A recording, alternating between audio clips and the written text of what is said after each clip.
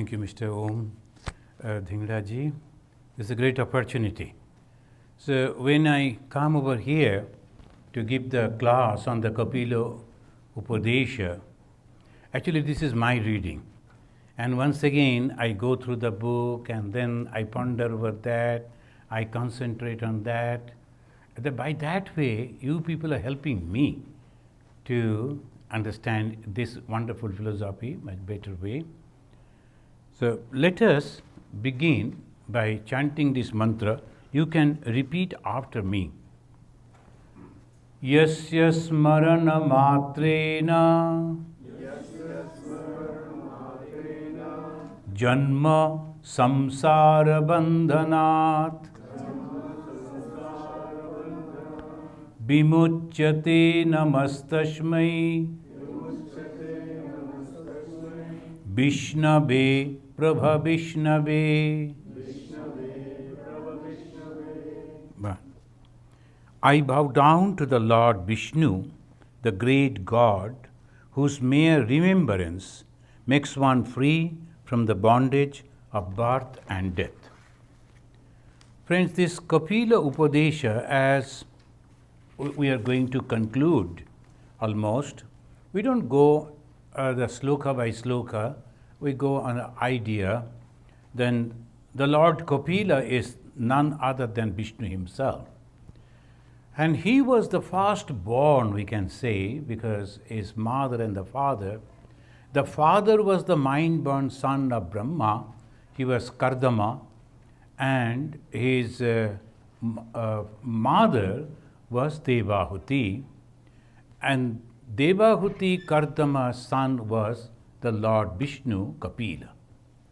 And why the Lord came? To establish dharma. And what is the dharma? By that time, the human society has grown up. And different type of beliefs, faiths, all these have already come.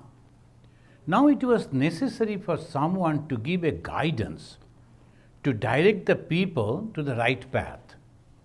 And how they will go to that ultimate. And just believing, you cannot go very far, just believing. So you have to have the conviction, you have to have the understanding.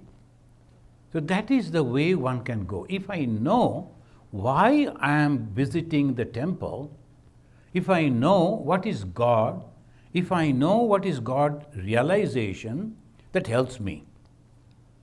But just somebody said, you better go to the temple, and I started visiting, it will be after 2-3 days, they will stop. Because they are not convinced, they don't know why. So that is the reason, the philosophy. The Lord himself came in the form of a human being to give us a philosophy, a darshana. And what is that darshana? The darshana of creation. So afterwards, all the philosophies that have developed in India and other places, they always follow this Kapila philosophy. And what is that philosophy? The creation. Who is creating? That is a good question. Now, if we simply don't understand this, don't believe it, and don't care for it, it doesn't matter. But when we think that, what is this creation? Then we will understand that actually we are none other than gods ourselves. Now suppose a sweetmeat, a candy, it thinks, who am I? And the candy will slowly understand it's nothing but milk and sugar. And then it will be easy for him, oh, milk and sugar, they came together and I was created. The I belong to milk and sugar. So I am this. But same way, if a human understand it is the creation out of God, then obviously, though we are behaving like this, but we are originally God. And what is that God? It is eternal. So we will come to that. So the two things that he is going to explain to us, one is the ultimate creator, that is called Purusha. This is the terminology that the Kapila used is called Purusha. And out of what that the whole universe has come is called Prakriti. This much. The Purusha and the Prakriti.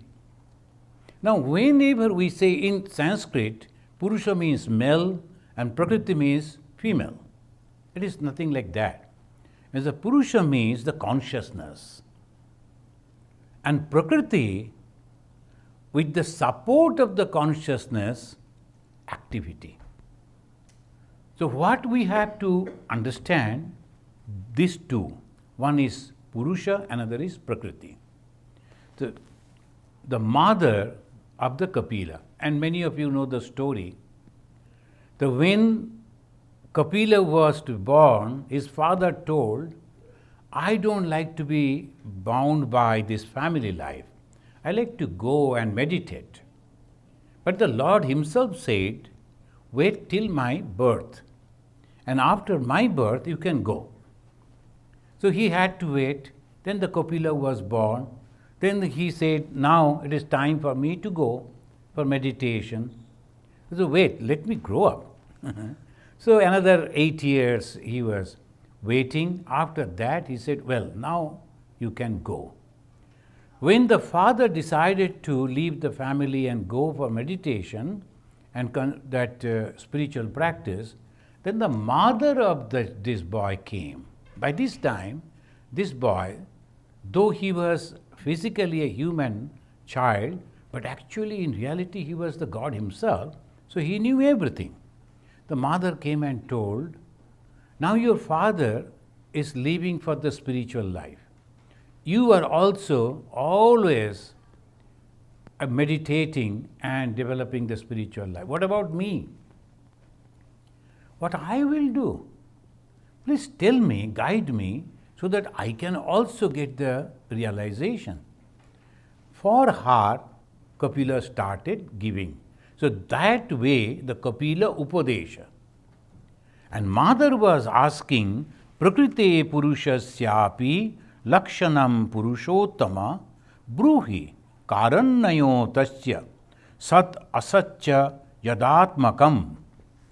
Now in the Bhagavata we find in the 26th chapter 9th verse it says that please tell me, in the Kapilopadesha, the separate book, in that it says 2nd chapter and 9th verse.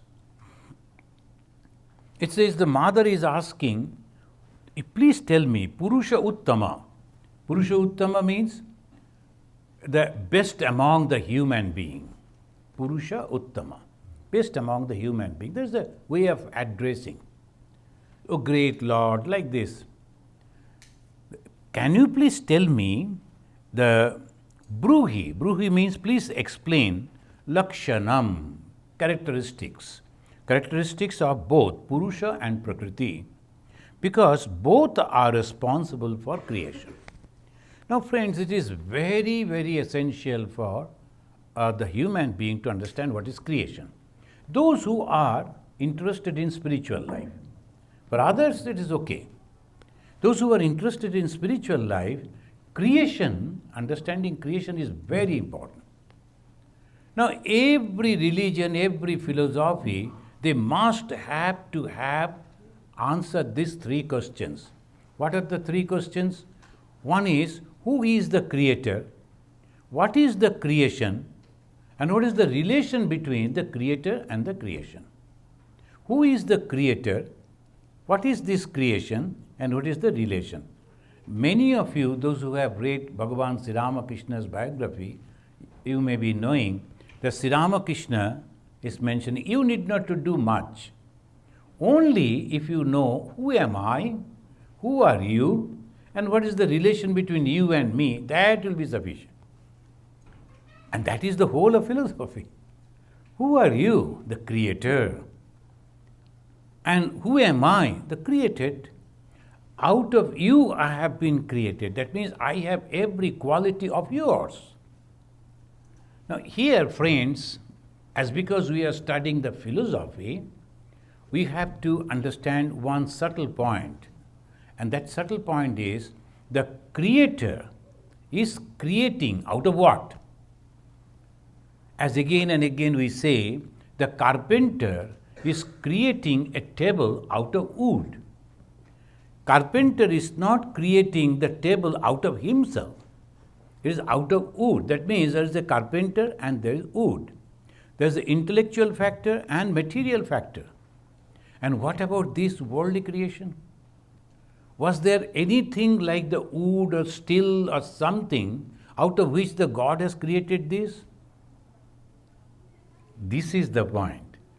Here if you say, yes, there was a wood, there was stone, there was cement, there was the other, problem will be, then you are accepting a separate entity than God.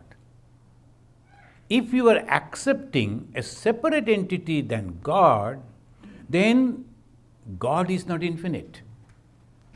God is finite. It is limited. These trees are occupying a lot of portion of this earth. We are not over there. So similarly, God is not everywhere. You are limiting the God. The moment you limit the God, it is finite, and anything finite is going to be destroyed. Is God going to die? No. That is the point. If it is not, if God is eternal, the God must be all-pervading. If God is all-pervading, if there was nothing except God, then how He has created this universe? So this is called the philosophy. Now, to understand this philosophy, first what we do, we go to the temple and perform some ritual. We go to temple, we go to the it's called the girjas, the churches, we go to the mosque, we go to synagogues, we do some different type of rituals. We'll be kneeling down before that, and we'll be offering water, offering flower and all that. But ultimately you have to come to philosophy. And the philosophy is very clear. The God and you. If God has created you, then you are also God. You can never be separate from God. It can never be. So this point keeping in mind, we have to proceed. The mother of the Kapila, she is asking this very vital question. Now you have said there are two entities. One is Prakriti and another is Purusha. And both are responsible for the creation. Now tell me the characteristics of these two. Then I have to understand where I belong. Am I separate from God? Then I can never ever become happy. Ultimate goal is happiness. Ultimate goal and happiness can be when I am completely alone. I am ruling the whole world. There's so much of happiness. Now I am ruling. What is your country? Some country. Now there are 200 countries are there. Majority of the names we don't know. But the president of that country, he is boasting, I am the president. From where you have come? He will say some country's name that is in the list of the UNO. We don't know. Only few countries we know, the big countries and having some. Otherwise, majority of the countries, 200 countries, and how many we know? We don't know. But that person over there, I am the president, I am the prime minister, I am the... Then there will be, how many people you are ruling? 500. 500 people he is ruling, he is the king. So by that way only we are all ahamkara. Ego. Where from the ego came? Ego is the cause of all problem. But where from the ego came? This is another point to understand. The moment we know this is the ego, we will hold that ego and take it out. Then everything is over. So what is that ego? So we will come to all this. He says like that. That Prakriti and Purusha, they are going on creating. Now I have given you that paper as because it is a big list. If I go on telling, you won't be able to understand. So if you keep that paper in hand, you can. Do you have the paper? Okay. Please share the paper. You can share. Huh? Now you see how it goes. In the paper, first you see, the first is the Prakriti and the Purusha. But the Purusha is standing alone. Purusha is completely alone. Purusha has nothing to do anything. But because of the Purusha, the creation started. Now what happens, sometimes the boss is not present. The whole office, they're having some coffee and then resting and all things are going on. And there was an advertisement sometime. Then among them, they were playing with paper bulbs. So they were throwing to each other and all that. And suddenly boss entered and one went and hit the boss itself. The boss told what you are doing. The moment the boss entered, all activity started. Everyone ran to their own desk and the table, they started working, function started. Exactly in that way, when the Purusha is coming near to the Prakriti, as if entering into the office, immediately Prakriti started functioning. Otherwise it will be just simply sleeping. The Prakriti won't do anything. So what is the function of the Purusha? Presence only. If the boss is absent for a long period of time, you will find that business will go down. The office won't work because those people, they cannot work individually. Someone should be there as the leader, guide. So the Purusha is his presence only. He is not functioning anyway. The Prakriti. And from the Prakriti comes Mahat Adda Buddhi. The next step, on the Prakriti, he created the Buddhi. What is the Buddhi? Intellect. What is the intellect? It thinks. The moment you start thinking, action will come. Without thinking, you cannot function anyway. Those who cannot think, they cannot act also. The thinking is the first thing. Oh, I have to go to the Hindu temple today. Thought comes. Is my car is all right? If not, then I have to share my car with my friend. Or somebody should drive me like that. So if all you are planning, any action, any creation, it is depend on the planning. And the more you are perfect in planning, the more perfect in execution. So who is a perfect leader? Who can think properly? Who can really understand what I should do and what would be the effect. And that's why they say the Raja, the king. Raja means he can think much better way than other people. So this is the Prakriti. The first thing that Prakriti creates is the Buddhi. And the Buddhi is all right, intellect is all right. But along with that should be Ahamkara. Ahamkara means ego. If I sense is not there, then they won't work. If you go to the China-India war that happened in Arunachal Pradesh, and our army, Indian army, they are still ashamed that they were defeated by the Chinese, though they were in a better situation. Why? Because the order didn't reach. From the super bosses, the order didn't reach to them. They were sitting over there. I was in Arunachal, I visited those places. If you go, even today, that happened in 1962. It's a long, long back. But still, these people, the officers and the soldiers who are there, they still feel sorry because that is a pride.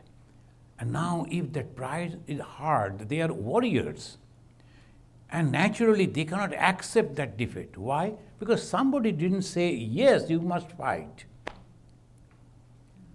So what is that somebody? Everyone was there. Arms and ammunitions were there. They were trained soldiers. They were ready to fight. Everything was there. Only ahamkara was not there. What is that ahamkara? The permission from the head of the state. The permission didn't come. They were killed sitting the duck like that. So still that is there. It is a great example that though you have the intellect, but you won't be able to function if the ahamkara, the ego, the I sense is not there. The Prakriti is creating the universe. And in that universe, you and me are also there. So microcosm and the macrocosm. Whatever is happening outside in a big way, the same thing is happening within me, within you. Same way. So this, if we can understand. Now a family. In the family, somebody is earning money and maybe he or maybe someone else planning that what we should purchase and how you should run, everything. So that another planning. Whatever we do in a family, individual small thing, same thing happen in the country in a very bigger way. And in the universe again, same thing. So microcosm and macrocosm, if you know yourself, you know the creation of the whole world. And in your creation, first is the planning, and the planning can be executed by the ego. I must do it. And when I comes, ahamkara comes, then the three activities started. Sattva, Raja and Tama. This is the uniqueness of the Indian philosophy. Thus, they always give the why this and why that. After understanding that, if you proceed towards the religious life, you are very successful. And otherwise, you are just going on as the parrots. They learn so many the words and all that. But if a cat is standing before the parrot, you'll forget everything. When the cat is looking at the parrot, parrot forgets all the mantras that he memorized. Why? Because it is not his own. So we have to have this our own. Then only it is possible. The Svattika, the Sattva, Raja and Tama. See, only these three qualities. What is the Sattva? Sattva means all good qualities. And first is the calmness, the satisfaction, containment. These are all Sattva guna. So what is the ultimate goal of the spiritual life? This cultivating the Sattva guna. Then after reaching to the Sattva guna, and then we have to go beyond the Sattva also. But that is afterwards. But first is the Sattva. Then come Raja and Tama. Now suppose they are all in three separate the containers. Sattva and Raja and Tama. Three separate containers are there. And when the three containers are there, nothing is happening. The moment you mix them together, then the creation comes.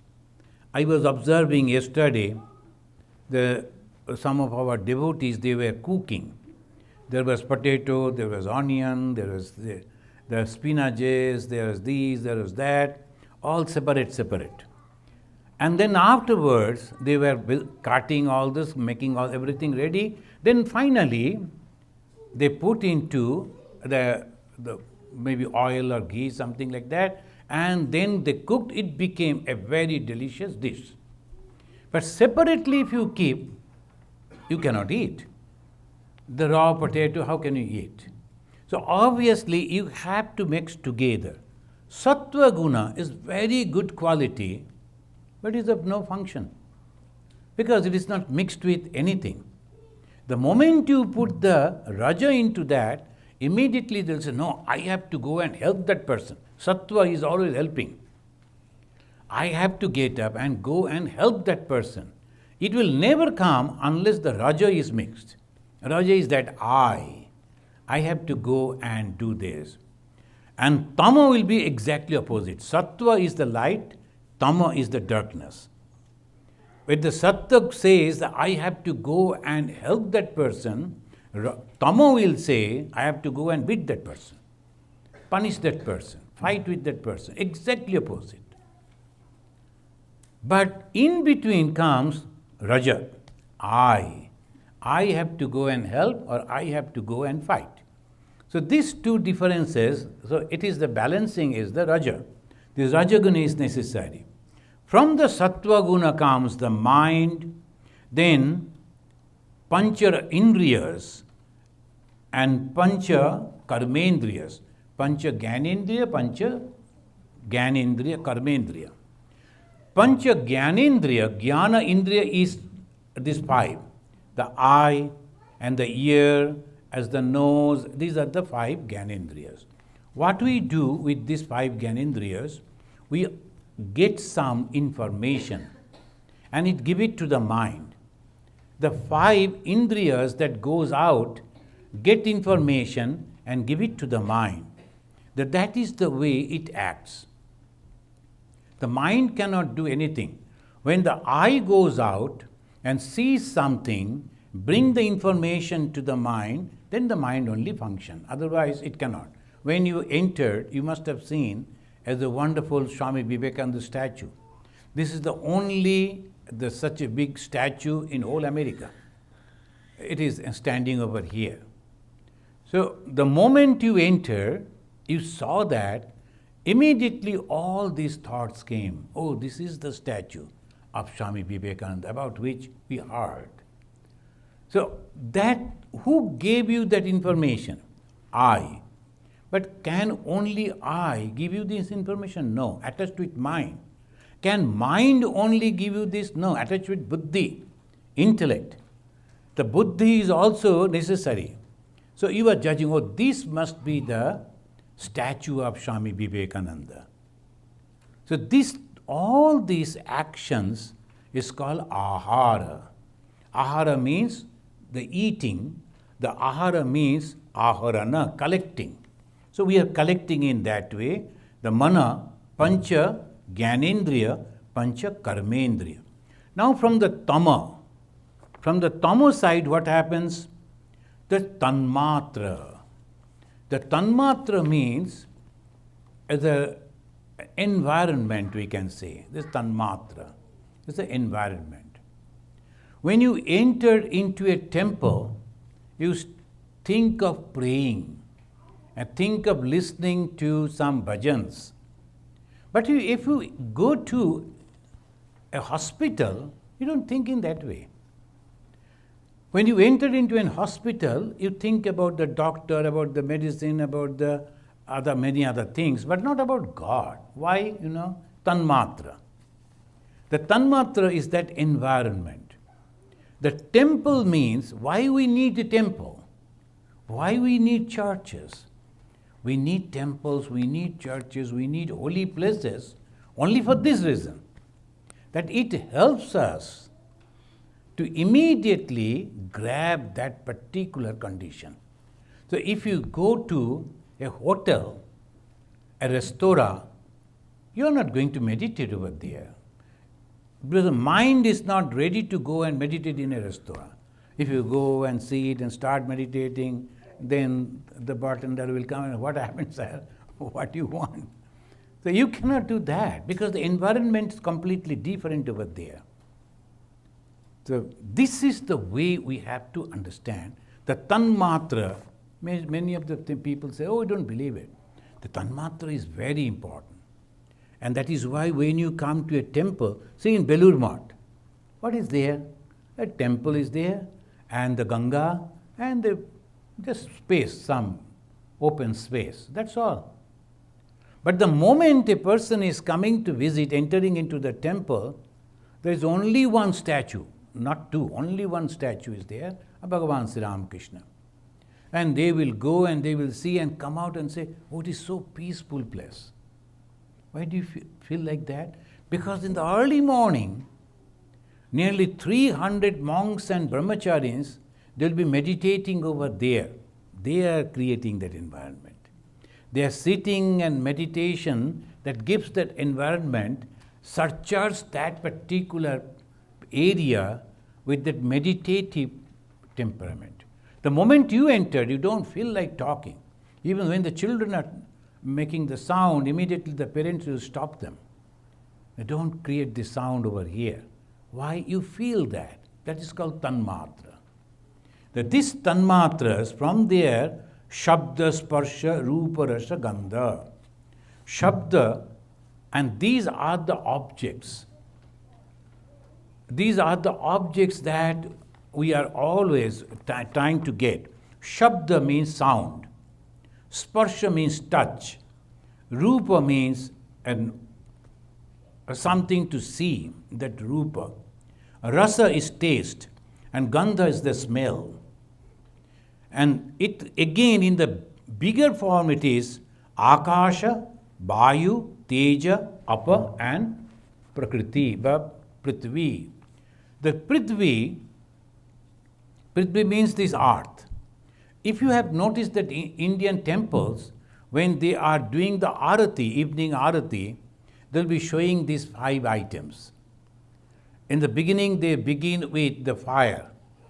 There will be 5 different wicks will be there, and that 5 fires they are showing. Why? Because we don't have anything to offer to God. Everything belongs to God.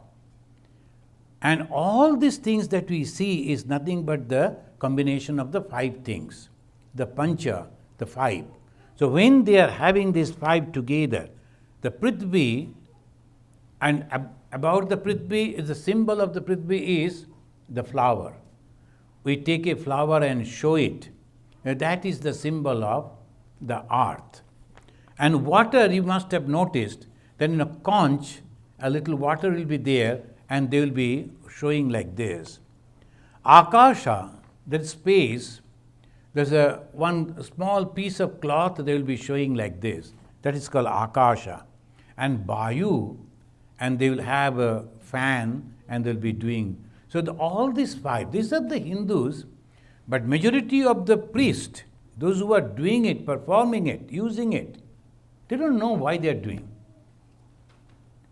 This we do, that all is the thing. But suppose they understand why they are doing, and that will give a bigger, the mental attitude. We are doing because we don't have anything else to offer to God. Everything belongs to God. And sometimes some people, they will be using some gold or jewelries, they will be offering to God and thinking God will bless them extra. The God has nothing to do with the gold or jewelries. Now you feel better. Oh my God, I have given these and that. That much. God has nothing to do. Everything belongs to that God, the Creator. So the earth, the water, the air, the fire, everything that we show, and that is called Mahabhutas. So this is the creation. Now we will conclude by saying the Prakriti, then the Buddhi, then the Aham and the Manas, and that creates 5 Gyanendriya, 5 Karmendriya, 5 Tanmatras, 5 Mahabhutas. This 20 and plus 4, 24 is called 24 Tattva.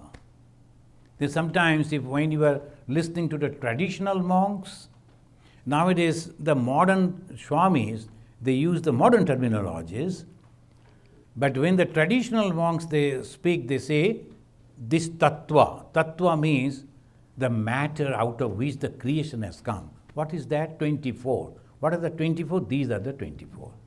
You can keep that paper with you so that as a reminder, the 5, 5, 5, 5, 20, and right side, the Prakriti, Buddhi, Aham, Manas, these are the total 24. But who is inspiring them? Purusha. The Purusha is the ultimate. So there is something, is consciousness.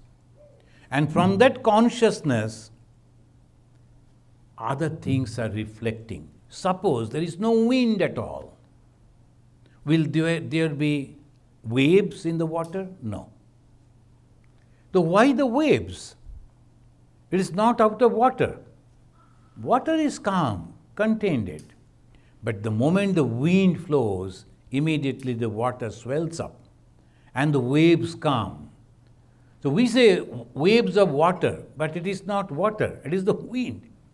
Who is the cause? The cause and the effect. We see the effect. We don't see the cause. Now people are suffering so many places. Sometimes some accident happens. All the 300 people, they were flying in an aircraft, they all die at a time. Why? Because when they die, because their lifespan was only up to that. Will you believe that? All of them. And they are from different countries, different culture, different linguistic group. But they die at a time. Why? That was the frame they are supposed to. So this is the way it happens. Truly. And we have to understand we can do nothing. So what we can do, if we really understand this life is futile, life is so temporary, life is full of misery, no one is happy. Even the richest person is not also happy. Go and ask them, how can I be happy? I have seen somebody else having more money than me. So unhappy. No one is happy in this world because they are having a lot of raja and tama. So what we should have to develop? Sattva guna, the good quality. How we can do that? Having the company of holy people. Who are the holy people? Those who are not having any desire for this world.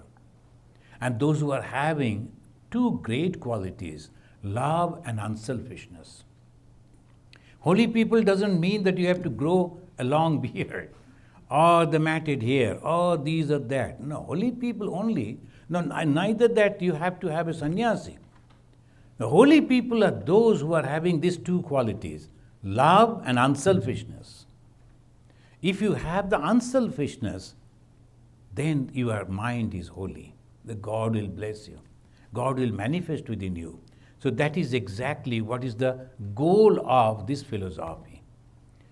Though it says, the Shankar philosophy, it says that this is the way we have to understand things, but the ultimate is, the goal is the mukti. The mukti means liberation. Now if you notice that, there are two different types of creation. First creation in the buddhi, as we already mentioned, psychical, and the psychical means that pratyaya sarga, in Sanskrit term, pratyaya swarga. Sarga means that is the condition. The pratyaya. What is the pratyaya? I decide. Where? In the buddhi. So what is the creation? Creation is first planning. And second creation, physical. The psychical and physical. First I plan, then I get. When I plan and then I try to get it, and if I don't get it, I become angry. I feel sorry. Why? Because ego. So if you, this way we are analyzing the psychological problem that people are having. Why? Because they are not analyzing it. What is the problem? I was expecting something, but that was not satisfied. And that is the reason I am angry, or I am feeling sorry. And suppose I don't expect that, then there is no problem. Suppose you go to visit somebody's house, expecting that they will open the door, they will stand for you, and then only you can. And naturally you will feel, oh, they are not opening the door. Sometimes the devotees, they are inviting me. After going over there, if you go on calling the bell and there is no sound, then sometime afterwards when you are knocking on the door, they will come and say, oh, the bell was not working for some. So anyway, you were expecting that they will keep the door open, wait for you. That is not sometimes possible. Because two only, the husband, wife, they are preparing, making the food and all that. So who will keep the door open? But you expected, so you feel sorry that they are not giving you much respect. So by that way, you suffer. So what is the cause of suffering? Expectation. But if you don't expect, there is no cause of suffering. So this is the way the philosophy helps us. It says that first is psychical preparation, then physical preparation. That this is the evolution theory, and they understand the philosophy. They also says that only we are giving the talk and we have to understand, nothing like that. It is a pramana is there. There is another thing. I can prove it. If there is no proof that there is God, why should we accept it? Yesterday we were reading that Upanishad. And there the beauty is in the Upanishad, you need not to believe. You can prove it. What is that proof? There are three types of proof. The first proof is pratyaksha. I go and I touch. I go and I see. But again they say, even if you see, you may see something wrong. Suppose you are not having the proper glasses. So you were looking at something, but you couldn't see that properly. It may happen. I went and saw, but didn't see properly. Why? Because there was some problem in my eye. So that pratyaksha is also, they say, no, aparaksha anubhuti. Even through the eye, through the ear, through the nose, there may be something wrong. When I smell, I thought, oh, it must be this. And when I told, oh, were you frying like this? No, we didn't fry. Then where from the smell came? Even the nose also deceived you. When you see, you may be deceived. When you are touching, you may be deceived. It is nothing. You thought, oh, this may be this. Sometimes, from distance, we see some people, oh, that is my friend. But when it turns, oh no, sight looking was almost similar, but it is not he. So all ways that happen, that means pratyaksha with the eye, with the nose, with the hand, with the taste, when we try to understand that, it may be wrong. It may not be the correct. So pratyaksha is another, that I really feel it. Bhagavan Sri Ramakrishna said, you can see God, but not with these eyes. You can talk to God, but not with that mind. The purification is necessary. And then anumana. Is there any God truly? Yes, it is there. Have you seen? No, I have not seen. So how do you believe?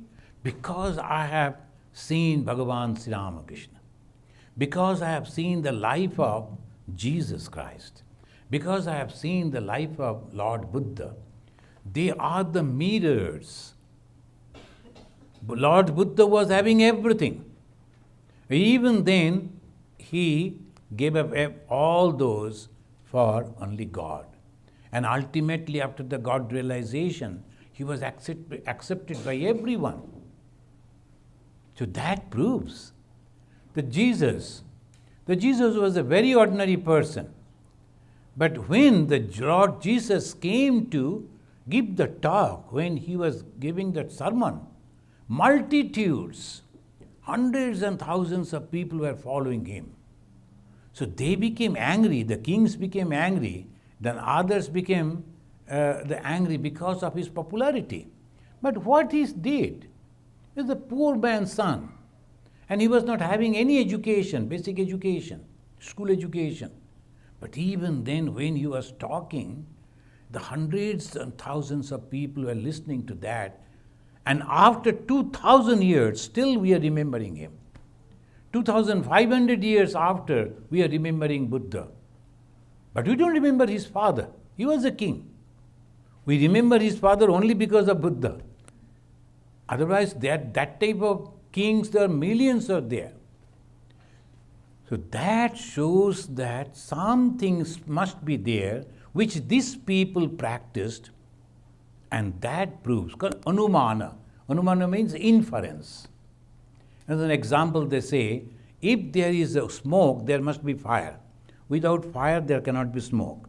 And if there is fire, there must be human being. Without human being, no one can start fire.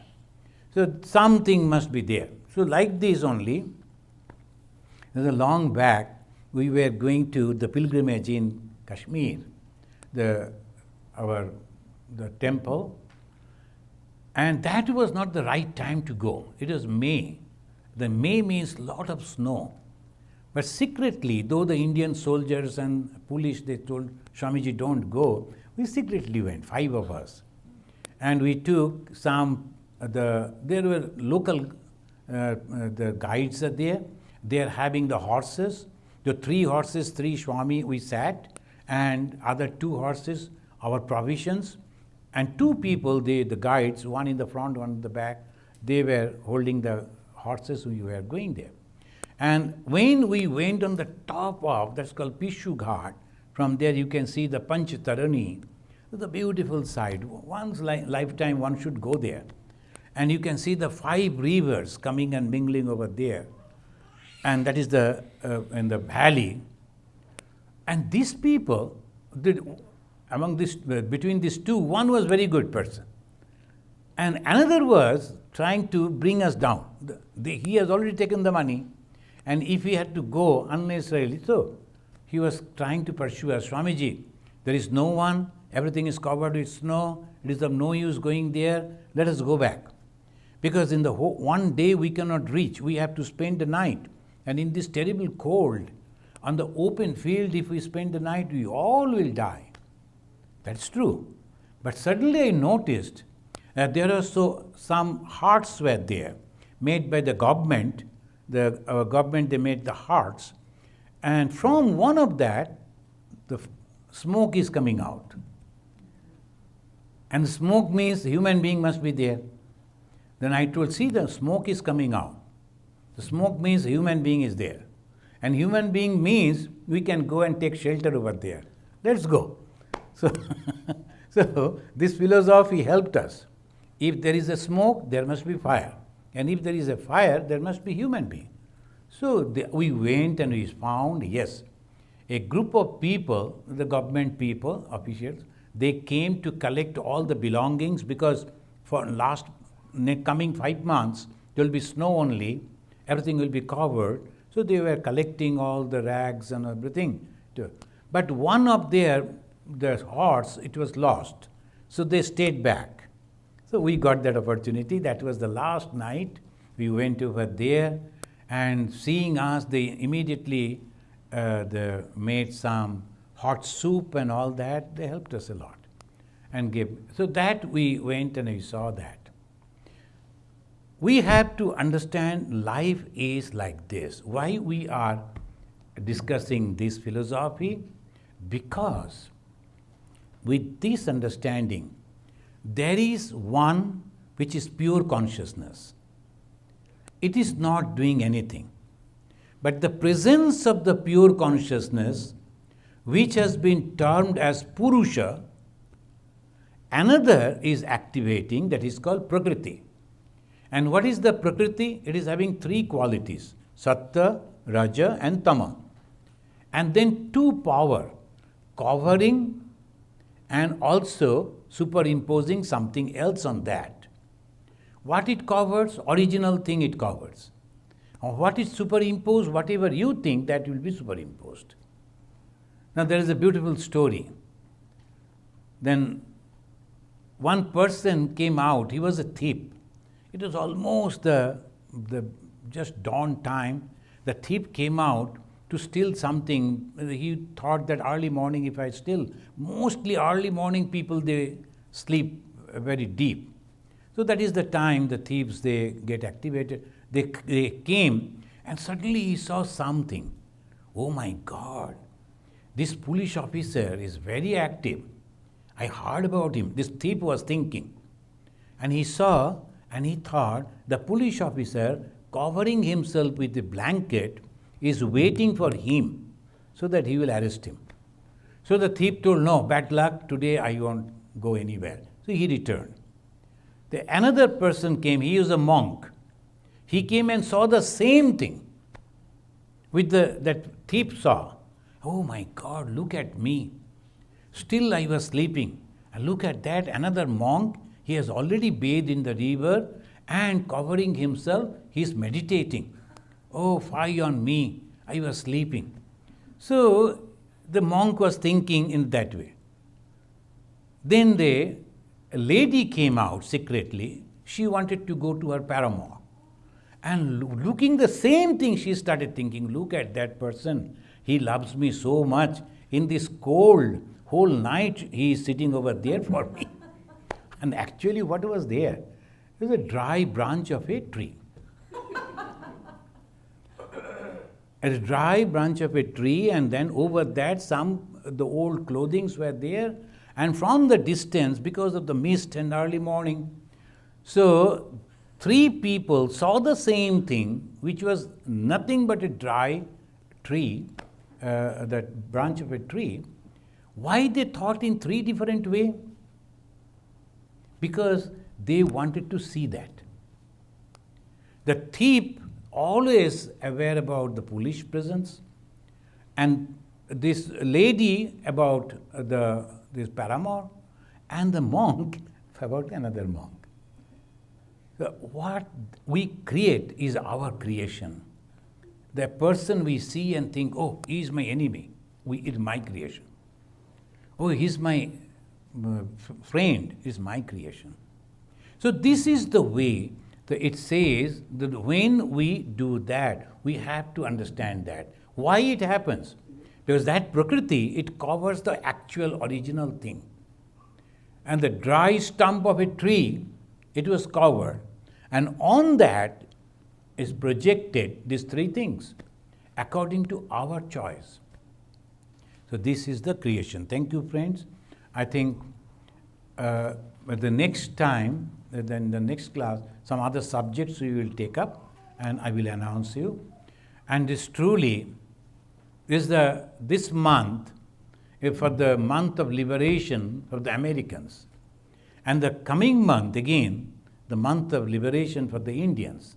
And 2 great countries, very large, very big, and at the same time democratic. So these 2 countries, they got the liberation, and in this July, 4th of July, 15th August. And the 15th August, one Swamiji is coming from our headquarters, Belur Math. He is the Assistant General Secretary. I am thinking to take him to Ganges, because he will like it, and the Ganges, American village, and then the way we have. So there we will have a little celebration, as because he is coming from India, so we will request him to give a talk at the Swami Vivekananda's contribution in Indians' freedom movement. So he will be giving a talk, maybe 15-20 minutes, and we will have potluck lunch over there. So whatever, if you like to come, no registration, and just in the morning we will go. Maybe we will reach over there at 11, at the Michigan time 11. That means about 10. So Michigan time we will reach over the 11:30, and then we will come back in the evening from there. So 1 day retreat on freedom. So you are welcome. You can on that. That is called 15th August. And 16, 17, we will show him around Chicago and the related places. 18, there will be a standout program in the Parliament of Religion. 19, there will be another program in the Home of Harmony. Because that we are going to celebrate the 1 year of our Home of Harmony. The 5 Swamis will be there. They will be speaking on 5 different subjects. You are also welcome over there. No registration. Just you can go. Lunch will be provided there. But you have to listen 2 hours. Then only lunch. And then that, say 19th, that is the Saturday, we will come over here in the Hindu temple. Hindu temple authority has invited the Swamis. There will be satsang. that different angle, different views we will have over here. And next day, that will be the 20th, Sunday, as because the Swamis, and Swamis means very famous speaker, Sarvapriyananda will be there. And another speaker, he is also very famous, it's, our Tyagananda will be there. Another very good Swami, the Kripamayananda, is from Toronto, he will be there. So all these Swamis, since they are there, we will have a program in the Omar Glen Ashram. That is from 11 to 12. Please come there also. So this is the announcement, and let us say Shanti 3 times and we conclude. Om Shanti. Repeat. Om Shanti. Shanti. Shanti. Harihi Om.